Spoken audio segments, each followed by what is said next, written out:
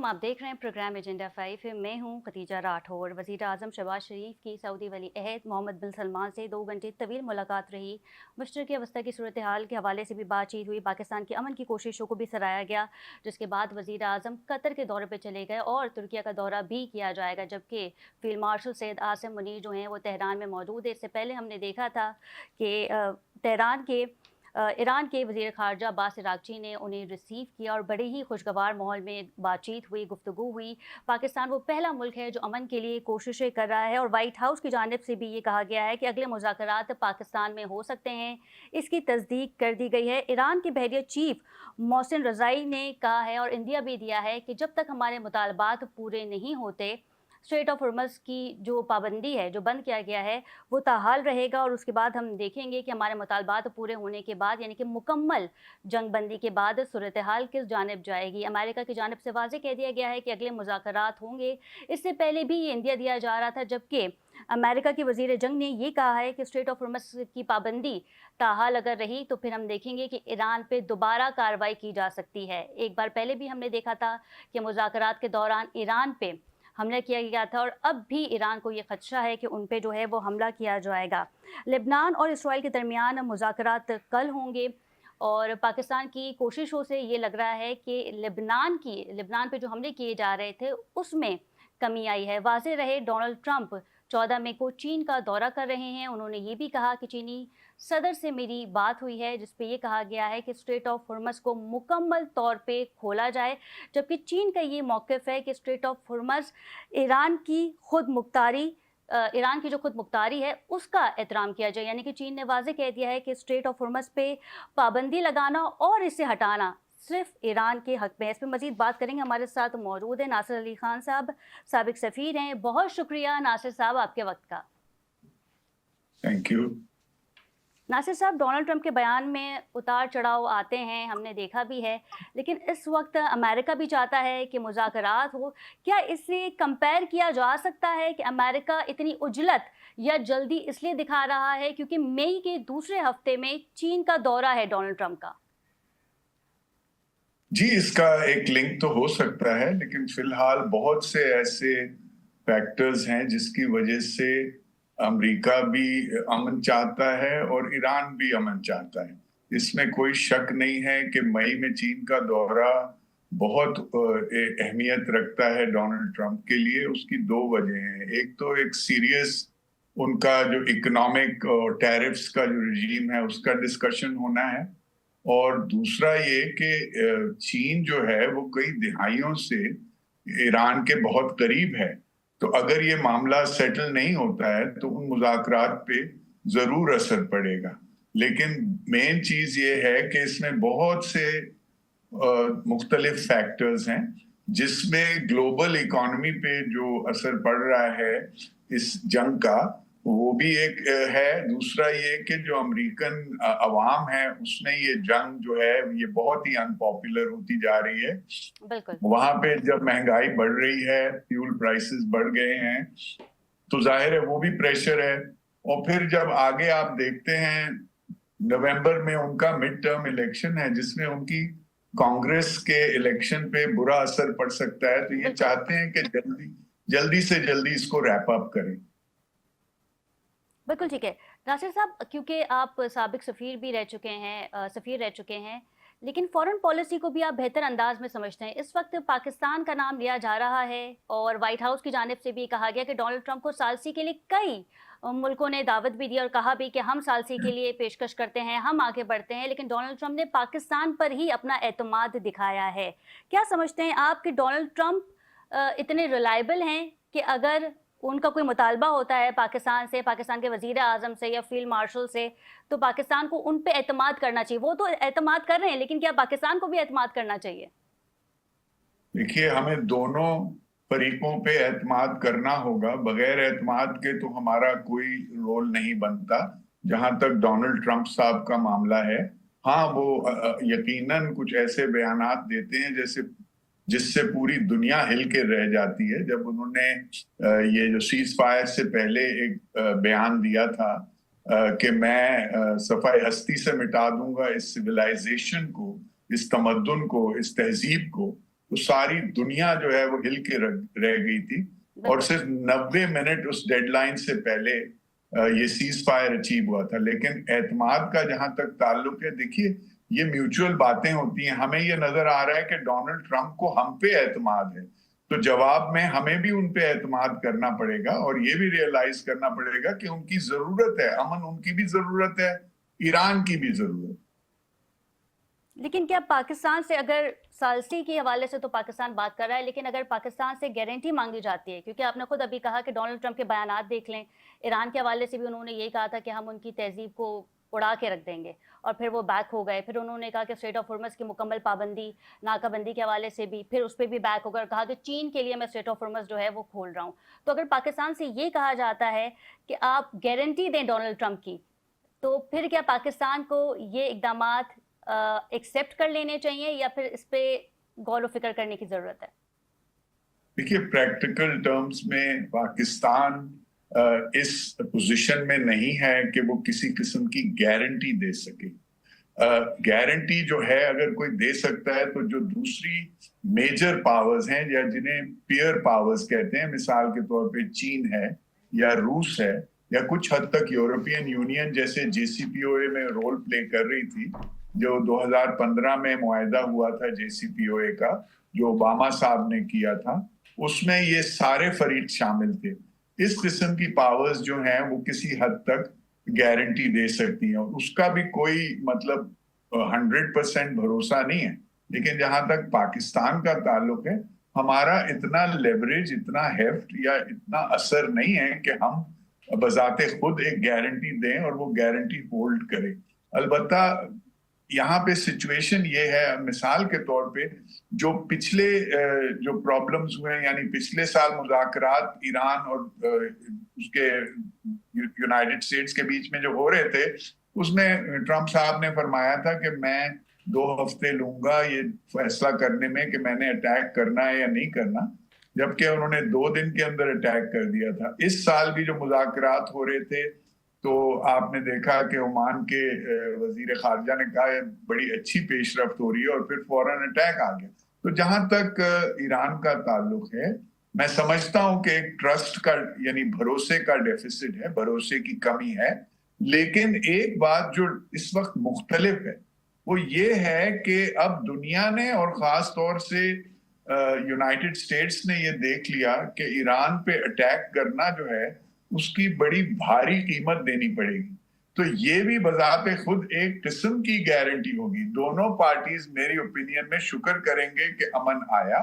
और जहां तक यूनाइटेड स्टेट्स का ताल्लुक है, अगर हालात कोई बहुत हद तक तब्दील नहीं हो जाएं, तो मैं समझता हूं कि अगर एग्रीमेंट है तो ये एग्रीमेंट होल्ड करेगा, सिर्फ इस वजह से कि ये अब उनको पहले ये एहसास नहीं था कि ईरान के साथ जंग लेने की कीमत क्या है। अब कीमत का पता है।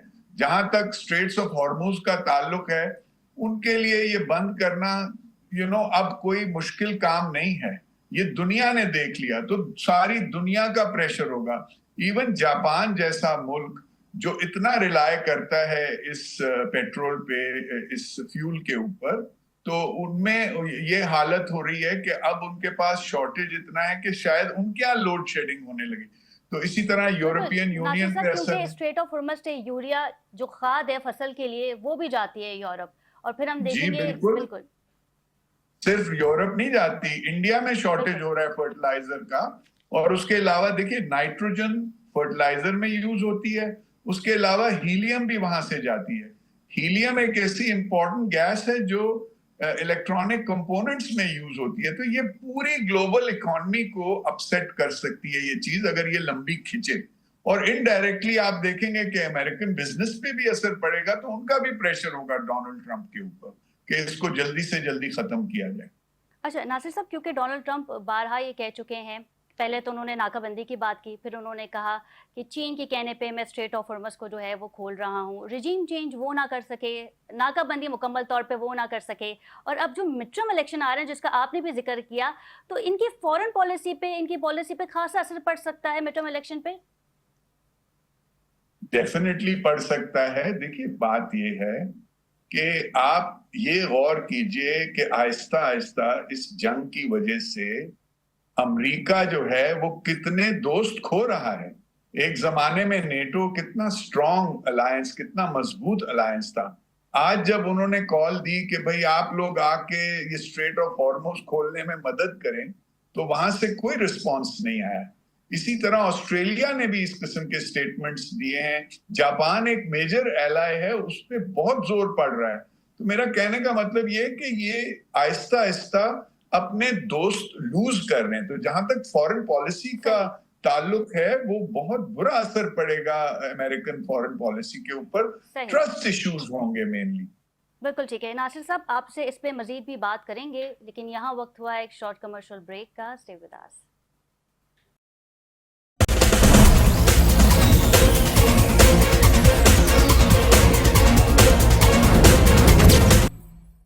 जी नाज़रीन, welcome back from the break. और ब्रेक में जाने से पहले हम बात कर रहे थे मुज़ाकरात के हवाले से, और वज़ीर आज़म शहबाज शरीफ इस वक्त तुर्किया पहुंच गए हैं। इससे पहले सऊदीया का दौरा किया, फिर कतर का, और अब तुर्किया पहुंच गए हैं। और बताया ये जा रहा है कि मशरिक़ वस्ती की सूरत हाल के हवाले से भी तबादला ख्याल होगा, प्रेसिडेंट से भी तुर्किया की बातचीत होगी, और फिर देखा जाएगा कि मुज़ाकरात जो हैं उसका क्या नतीजा सामने आता है। इससे पहले भी हमने देखा था कि इस्लामाबाद टॉक्स हुई। पाकिस्तान अमन के लिए जो है वो कोशिशें कर रहा है। इस पर मज़ीद भी बात करेंगे। हमारे साथ मौजूद हैं डॉक्टर तलत शबीर साहब, एक्सपर्ट इन इंटरनेशनल रिलेशन। बहुत शुक्रिया डॉक्टर साहब आपके वक्त का। जी बहुत शुक्रिया जी, थैंक यू। डॉक्टर साहब, इससे पहले हमने देखा था कल की फील्ड मार्शल सैयद आसिम मुनीर ने तेहरान का दौरा किया था। अब्बास अरागची से खुशगवार माहौल में बातचीत हुई थी। क्या उम्मीदें, क्या एक्सपेक्ट किया जा सकता है कि इस मुलाकात में किन चीज़ों पर इतफाक़ किया जा सकता है? देखिए जी, पहली जो एक कोशिश हुई मुज़ाकरात की इस्लामाबाद में लास्ट वीक जो हुई कोशिश, उसमें जब बेनतीजा कॉन्फ्रेंस या उनकी जो मुलाकातें हैं ख़त्म हुई, मुज़ाकरात ख़त्म हुए, तो उससे अंदाज़ा ये हुआ कि शायद उस वक्त इतना होमवर्क नहीं किया गया था, या शायद कुछ ऐसे पॉइंट्स डिस्कस नहीं किए गए थे, और तमाम जो शराइत दोनों जानिब से पेश की गई उस पर भी कोई ऐसे खातर खा कोई बहस नहीं की गई। ऑफ कोर्स मुल्कों ने तो खुद तो किया होगा, उस पर ब्रेनस्टॉर्मिंग की होगी, लेकिन यह कि रीजनल सतह पे जैसे पाकिस्तान सालसी का किरदार अदा करे, वो शायद ऐसी डेलिब्रेशन नहीं हुई। लेकिन इस बार जो जिस तरह की मुशावरत हो रही है, प्राइम मिनिस्टर सऊदी अरेबिया गए, उसके बाद प्राइम मिनिस्टर तुर्की पहुंचे हैं भी, फील्ड मार्शल जो है वो ईरान गए, तो मेरे ख्याल में अभी एक जो ड्राफ्ट शराइत है, या जो ड्राफ्ट जो एक उस तैयार किया जा रहा है इसका मुआहदे का, उससे मेरे ख्याल में बहुत सरहासिल गुफ्तगू हो रही है, और मुख्तलिफ प्रोज एंड कॉन्स देखे जा रहे हैं, और उसकी मुझे लगता ये है कि जब ये ड्राफ्ट सामने आएगा तो शायद दोनों अफ्रीकैन को काफी हद तक जो है ना वो काबिल कबूल होगा। तो ये बहुत खुश आइंद है। और दूसरा ये इम्पोर्टेंट नुकता इसमें ये भी है कि तमाम रीजनल ममालिक इस जंग के भी स्टेक होल्डर हैं, और इस अमन के भी स्टेक होल्डर हैं इस मुआहदे के नतीजे में जो आएगा। और ऑफ कोर्स जो जंग है उसके तो हमने नताइज देख लिया कि वो पूरे रीजन पे उसके रीजन पे आ रहे हैं। मुस्लिम ममालिक के साथ जो पाकिस्तान चूंकि सालसी का किरदार अदा कर रहा है, और पाकिस्तान का जो किरदार है वो बहुत काबिल कबूल समझा जा रहा है, ना सिर्फ अमेरिका की तरफ से बल्कि ईरान की तरफ से, बल्कि बाकी जो रीजनल ताकतें हैं उनकी तरफ से, स्वाय चंद एक जो कि बहुत इस वक्त मसाइल का शिकार हैं, और उनको काफी दुख हो रहा है कि ये पाकिस्तान की मुसालसी कर रहे हैं। अदरवाइज जो है वो बहुत अच्छा एक पाकिस्तान को रिस्पांस दिया जा रहा है तमाम मुस्लिम वर्ल्ड की तरफ से। डॉक्टर साहब, क्योंकि अब से कुछ देर पहले आपने देखा था अमरीकी वजीर जंग का बयान भी मौजूद है, और उन्होंने कहा कि अगर मुज़ाकरात नहीं होते, ईरान से मुज़ाकरात तय नहीं पाते, तो फिर दोबारा जंग जो है वो शुरू की जा सकती है, और अमेरिका इसकी तैयारी कर रहा है, और तैयारी भी मुकम्मल है। एक तरफ तो मुज़ाकरात की बातें हो रही हैं, और फिर इस तरह का बयान आ जाता है अमेरिका की जानिब से। देखिए ये मुझे लगता है कि ये दबाव का एक टैक्टिक्स है जो वो मुसलसल इस्तेमाल करते जा रहे हैं। ये अभी इस वक्त कोई अछूता नहीं है, बल्कि लास्ट टाइम भी जब मुज़ाकरात हो रहे थे तो साइट पे हम देख रहे थे कि इसराइल की जानिब से लेबनान पे मिसाइल भी मारे जा रहे थे, और एक झड़पें भी हो रही थी, और मुख्तलिफ बयान ऐसे दिए जा रहे थे जी कि हमने नेवी को मोबिलाइज कर दिया, लोग मोबिलाइज हो रहे हैं, फुट ऑन ग्राउंड का भी सोचा जा रहा है। तो ये एक दबाव का टैक्टिक्स हो सकती है। एक दूसरा ये है कि देखिए जब तक मुज़ाकरात किसी नतीजे पे नहीं पहुंचते, और दोनों अफ्रीकैन किसी मंतकी इंजाम को नहीं पहुंचाते अपने मुआहदे को, उस वक्त तक ये खदशा तो है कि जंग दोबारा शुरू हो सकती है, क्योंकि इसमें देखिए अभी अमेरिका की जो साख है वो स्टेक पे है। एक सुपर पावर की साख जो उसका जो एक पैदा हो गया उसके बारे में जी कि ये शायद इस तरह का इन्फ्लुएंस नहीं रहा अभी अमेरिका का जो एक सुपर पावर का होता है। तो अमेरिका के लिए तो ये बहुत मुश्किल सिचुएशन है कि इसको एज इट इज कबूल करना या इसको ऐसे इख्तिताम तक पहुंचा देना, जबकि कोई डॉक्टर साहब वायदा तबा कलामी की नहीं माजरत होगा। चाहूंगी, सीएनएन ने जो रिपोर्ट शाया की है उस पर भी आपका कमेंट लेंगे। अमेरिकन नेवी का ड्रोन MQ-4C जिसकी कीमत लगभग 30 करोड़ डॉलर या उससे भी ज़ायद बताई जा रही है, स्ट्रेट ऑफ होर्मुज़ की नाकाबंदी के दौरान हमने देखा था कि उस ड्रोन का इस्तेमाल किया गया था और ईरान की जानिब से उस महंगे तरीन ड्रोन को टारगेट किया गया है। तो माली तौर पे भी अमेरिका को जो है वो शिकस्त का सामना करना पड़ रहा है। जी डेफिनेटली। आप देखिए जब जंग शुरू हुई तो उसमें भी शुरू में आपने देखा कि ईरान की तरफ से एक बारिश हो रही थी शुरू के जंग की शुरू के दिनों में मिसाइल की, लेकिन बाद में उनकी जो तदबीर थी वो चेंज हुई और वो तदबीर ऐसे चेंज हुई कि उन्होंने मिसाइलों की तादाद बहुत कम कर दी। आप देखिए इसमें जब जंग शुरू के हम हालात देखते हैं तो उसमें जब आप एक मिसाइल ईरान फायर करता था तो उसके ऊपर इंटरसेप्टर जो थे वो 6 से 7 इंटरसेप्टर फायर होते थे। अब जो मिसाइल था उसकी कीमत अगर $3000 है या $10,000 है तो जो इंटरसेप्टर है उसकी $2 बिलियन कीमत है। तो जंग का जो इकोनॉमिक पहलू था, ये जंग में जो एक धचका लग रहा था इकोनॉमिकली, महंगी जंग जो है हम कह सकते हैं, महंगी जंग तो अमेरिका और इसराइल को पड़ रही थी और ईरान की कदरे उस वक्त भी मिसाइल फायर हो रहे थे। देखिए ये जो है इसमें तो कोई शक नहीं है कि ये जंगों में जिस तरह का कीमती गोला बारूद इस्तेमाल होता है उसमें जो एहतियात से इस्तेमाल करेगा, समझ बूझ से इस्तेमाल करेगा, कम इस्तेमाल करेगा और ज्यादा नुकसान कर सकेगा वो विनर करार दिया जाएगा इसमें। बिल्कुल ठीक है। नासिर साहब, यूरेनियम के हवाले से बातचीत हो रही थी कि इसे फ्रांस मुंतकिल किया जाए और फिर कुछ ये बातें भी हुई कि पाकिस्तान में अमानतन जो है इसे रखवाया जा सकता है। इस तमाम मामले पे आप देखेंगे कि ईरान सरेंडर कर जाएगा, क्योंकि अमेरिका की जानिब से वाज़ेह कह दिया गया है कि ईरान जौहरी हथियार किसी भी सूरत नहीं रख सकता। देखिए, इस साल के शुरू में जो मुज़ाकरात हो रहे थे ओमान में, जिनीवा में, उसमें बहुत हद तक ईरान इस बात पे राजी हो गया था कि हम सिविल यूज के लिए उसकी रिफाइनमेंट या एनरिचमेंट हम करेंगे, जो कि उनका हक बनता है क्योंकि वो एनपीटी जो नॉन प्रोलिफरेशन ट्रीटी है उसके सिग्नेटरीज हैं। तो आप किसी से ये नहीं कह सकते कि जी आप सिविलियन यूज के लिए भी नहीं इस्तेमाल करेंगे। इस वक्त जो आप देख रहे हैं ये दोनों तरफ से एक तरह की मैक्सिमलिस्ट पोजीशंस हैं। जो आपने पीट हेग्सेट के बयान के बारे में बात की थी, ये सब चीजें प्रेशर डालने के लिए होती हैं और आप एक मैक्सिमलिस्ट पोजीशन से शुरू होते हैं क्योंकि गिव एंड टेक जब हो रहा होता है तो उसमें आपको कुछ गिव करने के लिए भी होना पड़ता है। अब बात आ गई कि क्या ये प्रैक्टिकल है। देखिए, अगर एक आयतुल्ला अली खामेनेई की तरफ से फतवा भी था कि हमें न्यूक्लियर वेपन नहीं डेवलप करना चाहिए, उसके अलावा जो JCPOA हुआ था 2015 में, आपने देखा कि ना सिर्फ ये कि वो 3.67% एनरिचमेंट के ऊपर राजी हुए थे, उन्होंने अपनी सारी फैसिलिटीज जो हैं वो इंटरनेशनल एटॉमिक एनर्जी कमीशन या एजेंसी के लिए खोल दी थी। 24 घंटे किसी वक्त भी वो आके उनका प्रोग्राम इंस्पेक्ट कर सकते थे। अब बाकी बातें क्या हैं, हम सुनते हैं कि जी 400 किलोग्राम जो है वो उनके पास एनरिच्ड यूरेनियम के ज़खायर हैं कहीं, और उसमें 60% तक एनरिचमेंट हो चुकी है। तो ये इतना आसान नहीं है। पहली बात तो ये है कि ये किसी सूटकेस में नहीं रखा हुआ, किसी ट्रक के अंदर नहीं रखा हुआ। मुझे पूरा यकीन है कि अगर ऐसी चीज मौजूद है तो फिर वो जगह जगह पे होगी और वो किस हद तक उसको गिव अप करने को तैयार है। मैं समझता हूं अगर JCPOA जैसा कोई मुआहदा हो कि जिसमें ईरान को आप सैंक्शंस भी लिफ्ट करें, ईरान के लिए बिजनेस और ये चीजें खोलेंगे, और जो उनके जो वहां पे फंड्स फ्रोजन हैं अमेरिका में, कई अरब डॉलर, वो लौटाएंगे। बाकी जैसे रेपरेशंस की ईरान बात करता है, अनफॉर्चुनेटली नासिर इसका साहब, कोई तथा कलामी प्रेसिडेंट। की माजरत चाहूँगी, आप क्या समझते हैं यूरेनियम के मामले में हम डिस्कस कर रहे हैं, क्या ईरान इसे अमानती तौर पे पाकिस्तान के पास रखवा सकता है?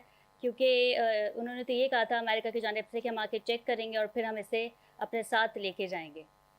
देखिए, फिजिकली या प्रैक्टिकली तो जरूर रखवा सकता है, क्यों नहीं रखवा सकता है। उसके कुछ प्रोटोकॉल्स होते हैं, उसके कुछ सेफ्टी प्रोसीजर्स होते हैं, और टेक्निकली वो बिल्कुल हो सकता है, क्योंकि वो लोग जिनके पास न्यूक्लियर पावर है, और मतलब मैं सिविल न्यूक्लियर पावर की बात कर रहा हूं, और वो खुद एनरिचमेंट नहीं करते हैं, तो वो एनरिच्ड यूरेनियम 3.67 या मतलब एक स्मॉल क्वांटिटी में वो इंपोर्ट करते हैं। तो यूरेनियम इधर से उधर मूव तो होता है। अगर अमेरिका इस बात पे राजी हो जाता है तो जरूर हम ये कर सकते हैं, इसमें कोई इम्पॉसिबल बात नहीं है। बिल्कुल ठीक है। डॉक्टर साहब, दूसरा मुज़ाकरात का राउंड इस्लामाबाद में होने जा रहा है। क्या समझते हैं आप? क्योंकि मैं हामिद मीर साहब के कॉलम को सुन रही थी, उन्होंने कहा था कि दूसरे राउंड के बाद तीसरा राउंड भी हो सकता है, क्योंकि 47-48 ईयर्स से ये दोनों फरीकैन एक मेज़ पर नहीं बैठे, खदशात यकीनी तौर पे हैं, एतमाद नहीं है। तो दूसरे राउंड के बाद भी हम देखेंगे कि तीसरा राउंड जो है मुज़ाकरात का, वो भी हो सकता है पाकिस्तान में। जी बिल्कुल, ये देखिए, ये बिल्कुल ठीक ख्याल है कि गुज़िश्ता एक आधी सदी से ये मुखासमत चल रही है दोनों मुल्कों के दरमियान। और ज़ाहिर है, जब आप के तल्लुकात मामूल के मुताबिक नहीं होते और उनमें मसाइल होते हैं, फिर खदशात होते हैं एक दूसरे से, फिर आप एक दूसरे को बहुत सारी मसाइल का वजह समझ होते हैं दोनों तरफ से, तो इस तरह खदशात तो होते हैं। तो ये बिल्कुल ठीक ख्याल है कि ये शायद हमें अगर कोई तीसरी राउंड भी हो जाता है तो हमें कोई सरप्राइजिंग नहीं होगा, कि मुमकिन है कि कुछ जो है ना, लाइक जो पहले राउंड में था तो यूं लगा कि जैसे कोई भी ऐसा पॉइंट नहीं था, दोनों की मैक्सिमल पोजीशंस थी, दोनों की पोजीशन ऐसी थी जो कि बहुत मजबूत अपनी अपनी पोजीशन खड़े थे। तो अब के जो मुज़ाकरात होने जा रहे हैं उसमें शायद अपनी पोजीशन से थोड़ा सा लोग दोनों फ्रीकैन शायद थोड़ा सा मूव करें, और शायद ऐसा ना हो कि जो साइन करने की पोजीशन पे जाएं और हमें तीसरे राउंड में जाना पड़े। तो हमें, मेरे ख्याल में ये बहुत वॉर ऑफ नर्व है, ये अहसाब की जंग है, जिसमें दोनों मालिक प्ले करेंगे एक दूसरे को और मैक्सिमम हासिल करने की कोशिश करेंगे अपने लिए। देखिए, इसमें एक चीज याद रखने की है कि इसमें पूरा खित्ता इन्वॉल्व है, ये रीजन इन्वॉल्व है, मिडिल ईस्ट सारा इस वजह से डिस्टर्ब है। मुस्लिम उम्मा का सबसे ज्यादा नुकसान इसी हो रहा है कि मुस्लिम उम्मा के इर्द गिर्द सारा ये जाल बुना जा रहा है। तो हमें बहुत मोहतात तरीके से मेरे ख्याल में प्ले करना पड़ेगा। और मैं समझता हूँ कि जैसे यूरेनियम की एनरिचमेंट की बात होती है, देखिए अभी बहुत सारे ऐसे नुकात हैं, लाइक यूरेनियम की बात करें तो कुछ लोगों का ख्याल है कि ईरान को इसको गिव अप कर देना चाहिए, कोई ऐसा नहीं है, जंग को हर सूरत में अवॉइड करना चाहिए। देखिए, आप ईरान के खिलाफ एग्रेशन होती देखते हैं, ईरान की सलामती को खतरा है अमेरिका से और इसराइल से। अब ईरान की सलामती का जमानत क्या है अगर वो ये वेपन्स नहीं बनाते? ये तो यूरेनियम के एनरिचमेंट की बात है, जिसके पहले भी जैसे साथी स्पीकर ने कहा कि वो ऑलमोस्ट इस पे एग्री हो चुके थे कि ये भी तो मुतालबा था कि मिसाइल के रेंज को कम कर दिया जाए। देखिए, बिल्कुल क्यों कर दिया जाए? देखिए, हमने तो दोनों मालिक ने अपने अपने पर्सपेक्टिव से देखा, फ्रॉम ईरान पर्सपेक्टिव। वो जब देखिए, हाल ही में अभी उसी जंग के जिसमें आपने उस ईरान को निशाना बना रहे हैं, उसी जंग को खत्म करने के लिए आप उसको कह रहे हैं कि आप मिसाइल ना बनाएं, तो वो ईरान के पास अपने दिफा के लिए फिर क्या हल है? देखिए, पूरी दुनिया उसके साथ खड़ी नहीं हुई, उसके पास उसकी सलामती की जमानत क्या है?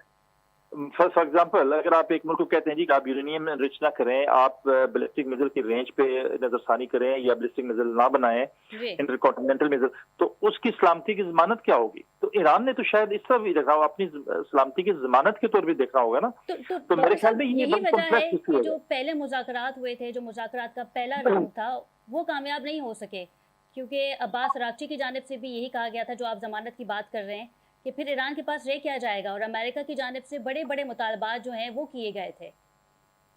जी ऐसी है, क्योंकि देखिए ये जंग के बाद और अभी तक कोई ऐसा कोई स्टेप नहीं हुआ, बल्कि अभी जैसे आप खुद भी कह रही हैं कि वाइल अभी हम दूसरे राउंड की तरफ जा रहे हैं तो बहुत सारी ऐसी स्टेटमेंट्स आ रही हैं कि जी हमने नेवी को मोबिलाइज कर दिया है, जो नाका है उसको इफेक्टिव करेंगे, बंदिश को इफेक्टिव करेंगे। तो आप जब एन उस वक्त जब मुज़ाकरात की बात भी कर रहे हैं, साथ आप अपनी मिलिट्री मसल भी दिखा रहे हैं, तो ये तो बड़ी कॉम्प्लेक्स सिचुएशन क्रिएट करते हैं आप।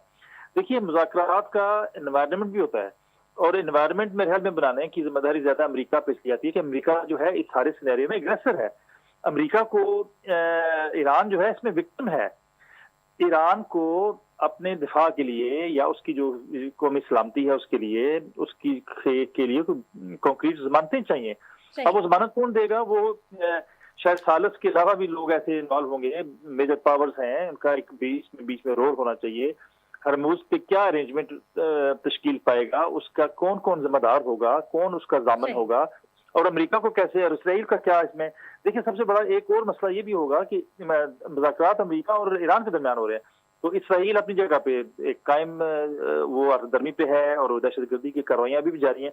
तो इसराइल का बीच में क्या रोल होगा और फिर रह क्या जाएगा जब इसराइल दोबारा जो है वो जारिद कर सकता है या नहीं? बिल्कुल ठीक है डॉक्टर साहब, आपसे दोबारा भी इस पर मजीद बात करेंगे। कर्नल रिटायर आबिद लतीफ साहब ने हमें ज्वाइन किया है। बहुत शुक्रिया कर्नल साहब आपके वक्त का। जी मैम, बहुत शुक्रिया मुझे इनवाइट करने। कर्नल साहब, field marshal Syed Asim Munir Tehran पहुंचे और हमने देखा कि वज़ीर ख़ारजा से भी उनकी मुलाकात हुई और खुशगवार माहौल में ये मुलाकात हुई। एक बार फिर अमन की कोशिशें जो है वो की जा रही हैं। वाइट हाउस की जानिब से भी यही पैगाम आया है कि मीडिएशन के लिए डोनाल्ड ट्रंप ने पाकिस्तान का नाम लिया है। दीगर ममालिक भी थे, वो भी सालसी की कोशिश कर रहे थे, लेकिन एतमाद जो है डोनाल्ड ट्रंप को सिर्फ पाकिस्तान पर ही था। क्या कहेंगे? जी देखिए, मैंने शायद आपके चैनल पे कहा था, बल्कि 2 और चैनल्स पे भी कहा था कि ये जो है ये अगर ब्रेक थ्रू नहीं हुआ तो ब्रेक डाउन भी नहीं हुआ। तो इसीलिए ये प्रोसेस कंटिन्यू है जी। और इसमें जो पाकिस्तान की वही मुखलिसाना कोशिश है, जो बहुत सिंसेरिटी के साथ, नेक नियति के साथ और बहुत ही कंस्ट्रक्टिव वे में जारी थी। इवन इस कॉन्फ्लिक्ट से पहले भी पाकिस्तान, जब ये बिल्ट अप हो रहा था ईरान पे अटैक करने का, उस वक्त भी पाकिस्तान ने ट्राई की थी और इस कॉन्फ्लिक्ट के अंदर तो बहुत एक्टिवली नजर आया। और फिर ये जो कल्मिनेशन जिसमें जो जिस तरह से इन्फ्लिक्शन पॉइंट आया और जहां से ये टर्न अराउंड हुआ और बात नेगोशिएशंस की तरफ चली, अगेन वो दैट इन्फ्लिक्शन पॉइंट जो है उस पर भी पाकिस्तान मौजूद था और उसने ही एक्चुअली टर्न अराउंड कराया है। क्योंकि जितनी पार्टीज हैं जी, अमेरिका है और डायरेक्टली जो इन्वॉल्व है ईरान है, वो बहुत पाकिस्तान पे ट्रस्ट करते हैं क्योंकि पाकिस्तान ने वो ट्रस्ट अर्न किया है। और बाकी भी जो गल्फ की स्टेट्स हैं वो भी ये चाहती हैं कि जी उनको इस जो क्वागमायर है जिसमें वो फंसते जा रहे थे उससे निकाला जाए, और वो भी पाकिस्तान पे ट्रस्ट करते हैं। तो जी उसी का अब आज हमें नजर आ रहा है। देखिए, जो इवन लेबनान और इजराइलीज के दरमियान में सीज फायर हुआ है वो भी इसी की एक कड़ी है। क्योंकि आपको याद होगा कि जब ये नेगोशिएशन हो रही थी, डोनाल्ड ट्रंप ने जी कर्नल साहब जी 10 रोजा जंगबंदी का कहा है जी, बिल्कुल। तो वो भी एक्चुअली इसी की तरफ, वो भी कोई ना किसी हल की तरफ जा रहा है। क्योंकि जो साउथ में जो रिवर है लेबनान का, वहां तक तो बहुत डिस्ट्रक्शन कर दी थी इसराइल ने। कोई अबाउट 10-15 किलोमीटर के एरिया पे कब्जा भी कर लिया था, बहुत डिस्ट्रक्शन भी हो रही थी, शहरों पे भी बहुत उनके जो थे वो एयर रेड्स की जा रही थी, मिसाइल्स फायर किए जा रहे थे। तो एक तरह से जी वो भी अब रुक गया है और वो भी इसी का हिस्सा है और इंशाल्लाह उसका भी सोल्यूशन निकलेगा। तो ओवरऑल जो एफर्ट्स हैं पाकिस्तान की जी, वो अल्हम्दुलिल्लाह अपना रिजल्ट नजर आ रहा है। और ये जो जिस तरह की डिप्लोमेसी हो रही है, जो बहुत ही फ्रेंटिक डिप्लोमेसी है, मुज़ाकरात में आप क्या समझते हैं कि इसराइल की जानिब से एक बार फिर जारियत की जा सकती है? इस वक्त तो पाकिस्तान ने होल्ड किया हुआ है, हमने पहले भी देखा कि लेबनान पे हमले किए गए, अब उन हमलों में भी कमी आई है, ना होने के बराबर हमले हो रहे हैं और अब जंगबंदी का भी कह दिया है। जी, अगर आप देखें तो देखें जिस स्टेज पे दोनों थे, जहाँ पे वो इवन खड़े हुए थे, वहां से नीचे उतरने के लिए जाहिर है जी आहिस्ता आहिस्ता उतरेंगे। और ये टेपर डाउन हो रहा है। ये जो टेम्परेचर था, टेम्परेचर एकदम इमीडिएटली तो नीचे नहीं आ सकता, तो वो टेपरिंग डाउन आपको नजर आ रही है। अगर आप मुझसे पूछे मेरी अपनी राय में, तो इजराइल अब अटैक नहीं करेगा जी, इजराइल इसकी वायलेशन नहीं करेगा, क्योंकि इसकी वायलेशन करना तो ये जितने दिन की एफर्ट है इसको जीरो करने के मुतरादिफ है। बिल्कुल ठीक है नासिर साहब, यही सवाल हम आपसे भी करेंगे कि इसराइल की जानिब से क्या कोई जारियत हो सकती है? क्योंकि हमने देखा था कि जब अमेरिका की जानिब से स्ट्रेट ऑफ हॉर्मज़ की नाकाबंदी की गई थी, तो इसराइल ने इसे एंडोर्स किया था कि आपने बिल्कुल ठीक किया है, क्योंकि इसराइल चाहता था कि मज़ीद जंग तूल पकड़े। तो इन तमाम मुज़ाकरात में जहाँ पाकिस्तान कोशिशें कर रहा है, काविशें कर रहा है, इस दौरान क्या एक बार फिर इसराइल की जानिब से जारियत की जा सकती है?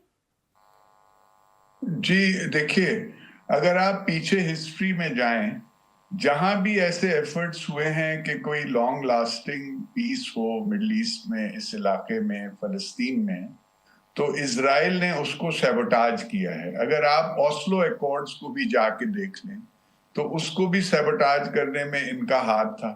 अब सवाल आपका ये है, क्या ये जारियत अपनी जारी रख सकता है? देखिए, बात यह है कि बजाते खुद अगर इजराइल जो है वो ईरान पे अटैक करने के काबिल होता, जरा कंपैरिजन देखिए कि जो टोटल आबादी है इजराइल की वो तेहरान से 2 मिलियन कम है। जो एरिया है इजराइल का वो ग्रेटर लॉस एंजलिस के बराबर है, और जो ईरान की स्ट्रेटेजिक डेप्थ है इन टर्म्स ऑफ एरिया, वो पाकिस्तान से भी दुगने साइज का मुल्क है। ठीक है, तो 40 साल से वो ये कोशिश कर रहे हैं कि अमेरिका हमारे पीछे आए और हम किसी तरह तबाह करें अपने इस परसीव्ड एनिमी को। अब बात आ जाती है कि अमेरिका क्या कॉस्ट देना चाहता है और क्या दे चुका है। देखिए, अगर अमेरिका चाहे कि इजराइल ये सारे अटैक्स रोक दे या इवन गाजा से विड्रॉ कर ले, तो वो ये चंद दिन का मामला है। इजराइल इस हद तक डिपेंड करता है अमेरिका के ऊपर कि वो अकेले तो कुछ नहीं कर सकता। कतक कलामी की अलबत्ता ये सबको एप्स्टीन फाइल का भी जिक्र करूंगी कि यही वजह है कि अमेरिका जो है वो इस जंग में आया है। थोड़ा इसके ऊपर ये बिल्कुल एक फिल्म है जिसे कहते हैं वैग द डॉग।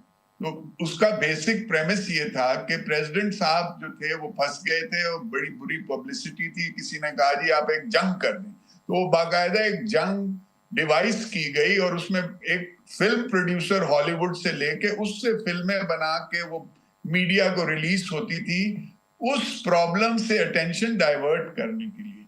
ये अपनी जगह है, लेकिन मैं कहना ये चाहता हूं, देखिए अमेरिका कितनी कीमत अदा करता है। आप देखें कि इस जंग में ना तो गल्फ में वो लोग, उनके जो सो कॉल्ड दोस्त हैं, वो खुश हैं अपनी इकोनॉमी को तबाह करके, ना यूरोप उनसे खुश है, ना जापान खुश है, ना ऑस्ट्रेलिया खुश है। अगर आप सारे अपने दोस्त खो देंगे सिर्फ एक मुल्क की वजह से, तो फिर जाहिर है कि जो अमेरिकन पब्लिक है उनका रिएक्शन ऐसा आएगा जो कभी पहले आपने नहीं देखा होगा। क्योंकि डोनाल्ड ट्रंप अब तो ये कहते हैं कि अगली बारी क्यूबा की भी हो सकती है। वेनेजुएला में तो उन्होंने जो कुछ किया ही किया, अब क्यूबा का भी वो कह रहे हैं कि उनको उसको भी देख लेंगे। जी, देखिए बात ये है कि जो खारजा पॉलिसी होती है ना मुल्कों की, वो नेशनल पॉलिसी पे बेस्ड होती है, और नेशनल पॉलिसी से जो सबसे इंपॉर्टेंट चीज निकलती है वो मईशत है उस मुल्क की। अगर आप खरबों डॉलर जंगों में खर्च कर रहे हैं और दूसरी तरफ आपके मुल्क में बूढ़े लोगों को असिस्टेंस नहीं मिल रही, या इंफ्रास्ट्रक्चर जो है वो डेरिलिक्ट होता जा रहा है, या जो बेसिक नेसेसिटीज हैं, होमलेसनेस, 6 लाख लोग अमेरिका में सड़कों पे सोते हैं जिनके सर पे छत नहीं है, और आप जंगों पे जंगे लड़ते जा रहे हैं, तो जाहिर है कि ना सिर्फ आपकी इकोनॉमी सफर करेगी, आपकी साख सफर करेगी, और आपके करेंसी पे बेतहाशा स्ट्रेन पड़ेगा। क्योंकि आपने देखा होगा अब बहुत से मुल्क ऐसे हैं जो इस बात पे सीरियसली सोच रहे हैं कि अमेरिका की जो करेंसी है, which is a reserve currency, जो सारे दुनिया को रखनी पड़ती है अपने पास, उसका कोई ऑल्टरनेटिव वो ढूंढे। आपने गौर किया होगा ये स्टेबल कॉइन्स इशू हो रहे हैं, या आपने ये देखा होगा कि जो अमेरिका के जो ट्रेजरी बिल्स हैं, वो जो अरबों डॉलर के मुल्कों ने रखे हुए थे, वो इसेंशियली क्या था, वो अमेरिका को कर्जा दिया जा रहा था, वो लोगों ने लौटाने शुरू कर दिए, बेचने शुरू कर दिए। तो मेरा कहने का मतलब ये, कितनी कीमत आप देंगे इजराइल के लिए, कब तक ये चीज चलेगी?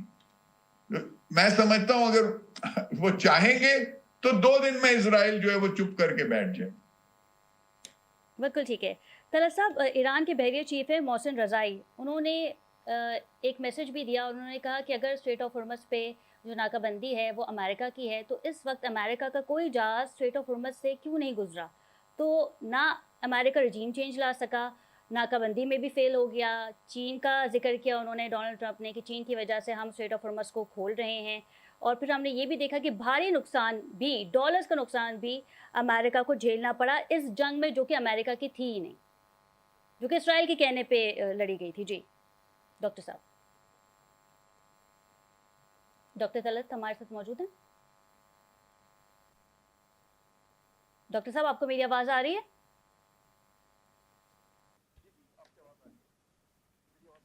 जी नासिर साहब, यही सवाल आपसे करूंगी कि भारी नुकसान हुआ और डोनाल्ड ट्रंप के बयानात पे कोई ट्रस्ट नहीं करता, उतार चढ़ाव उनके बयानात में आते भी हैं। और फिर ये प्रोग्राम से पहले भी हमने आपसे जिक्र किया था कि 14 मई को क्योंकि चीन का दौरा है, यही वजह है कि डोनाल्ड ट्रंप जो हैं वो जल्दी या तेज़ी दिखा रहे हैं मुज़ाकरात में।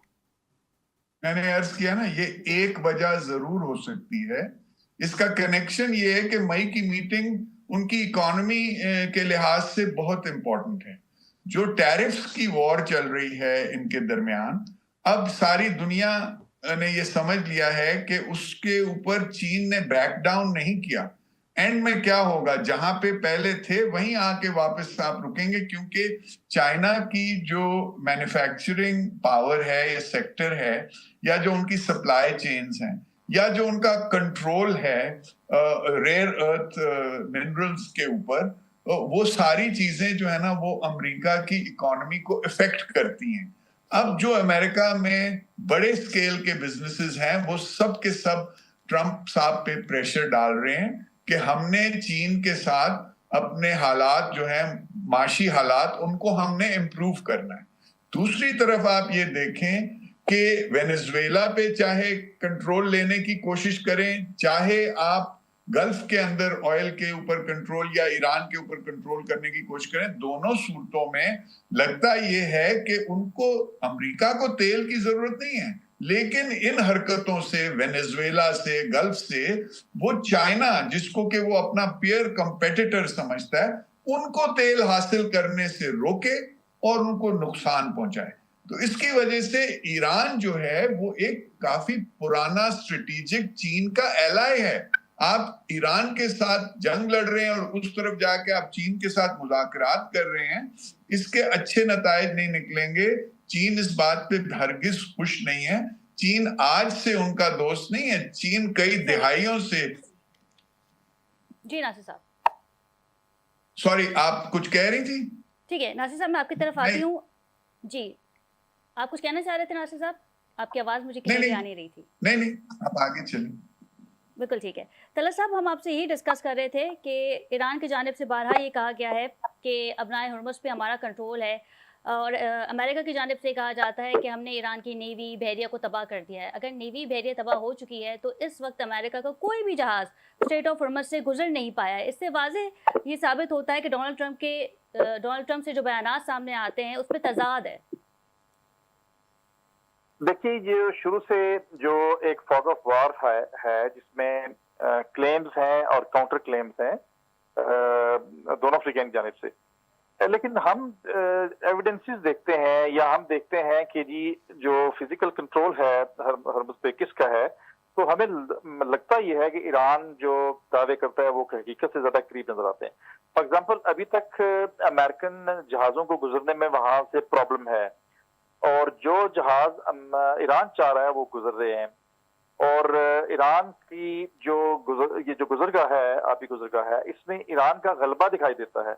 और दूसरा ये है कि अभी जब उन्होंने नाकाबंदी की बात की तो उसमें भी जब उन्होंने उनको वार्न किया कि जी आप इस हदूद में नहीं आ सकते, तो उन्होंने अमेरिकन जो जहाजों को उन्होंने उससे बाहर लेके गए। देखिए, मेरा ये ख्याल है कि ये जो क्लेम्स थे या काउंटर क्लेम्स थे कि नेवी तबाह कर दी, अब उनके पास नेवल पावर नहीं है और हम अभी हमारा, तो ये मेरे ख्याल में जो एक फॉग ऑफ वॉर थे उसको और जो है ना गहरा करने की एक कोशिश थी। मेरे ख्याल में हरमुज़ पे ईरान का जो है वो इन्फ्लुएंस मुसलसल रहा इस जंग में, और हरमोज ही सारा बड़ा प्रॉब्लम नजर आता है इस वक्त हमें। अगर मुज़ाकरात की रूह से भी देखेंगे या बस उसके पर्सपेक्टिव से देखेंगे तो हरमोज का हल होना भी बहुत जरूरी इसलिए है कि हरमोज पे जब तक कोई एक मैकेनिज्म नहीं बनता, वो ऐसा मैकेनिज्म जो कि सबको काबिल कबूल हो, ये शायद हरमोज वाला मसला हल नहीं होगा। जिससे जाहिर होता है कि ईरान का इन्फ्लुएंस जो है वो मुसद्दका है आबनाए हरमूज पे, और अमेरिका का जो क्लेम है वो मेरे ख्याल में हकीकत से थोड़ा दूर है। लेकिन चूंकि आप अभी मुज़ाकरात तरफ जा रहे हैं और मुज़ाकरात के लिए जरूरी है कि आप ऐसा माहौल क्रिएट करें और जिसमें आप कुछ ऐसे चीजें कर सकते हैं। लेकिन फिर भी देखिए, इसको ईरान को जंग के दौरान ही एहसास हुआ, जंग से पहले शायद हुआ हो उनको, उनकी जो मिलिट्री वॉर गेम्स थी उसमें शायद ये वो फैक्टर लाते रहे होंगे, लेकिन मेरे ख्याल में उनको ये एहसास जंग में हुआ कि हरमूज इज वेरी इंपॉर्टेंट और ये एक ऐसा स्ट्रेटेजिक नुकता है जिसके ऊपर वो प्ले कर सकते हैं। और आप देखिए कि जंग के अभी आखिर में जब हम देखते हैं चौथे पांचवें हफ्ते में जंग चली गई, उसमें हमें महसूस ही हुआ कि हरमूज तो ईरान ने उसको सबसे इम्पोर्टेंट नुकता बना दिया, तो और हरमूज ऐसा नुकता बन गया जिसपे अभी वो प्ले किया जा सकता है। तो मेरे ख्याल में हरमूज एक बहुत इंपॉर्टेंट पॉइंट बन गया जिसपे ईरान की जो इन्फ्लुएंस है इस आबी गुजरगाह में वो बहुत वाज़ेह बिल्कुल ईरान को मिस कैलकुलेट किया गया और स्टेट ऑफ हॉर्मुज़ जो है वो हमने देखा कि अमेरिका के लिए खासा मुश्किल हो गया ऐसे निकला। बहुत शुक्रिया डॉक्टर तलत साहब आपके वक्त का, इनके हमरा थे नासिर अली खान साहब, आपका भी बहुत शुक्रिया। कर्नल रिटायर आबिद लतीफ़ साहब भी हमारे साथ मौजूद थे। प्रोग्राम का वक्त ख़त्म हुआ, अपनी मेज़बान खतीजा राठौर को इजाज़त दीजिए, अल्लाह निगहबान।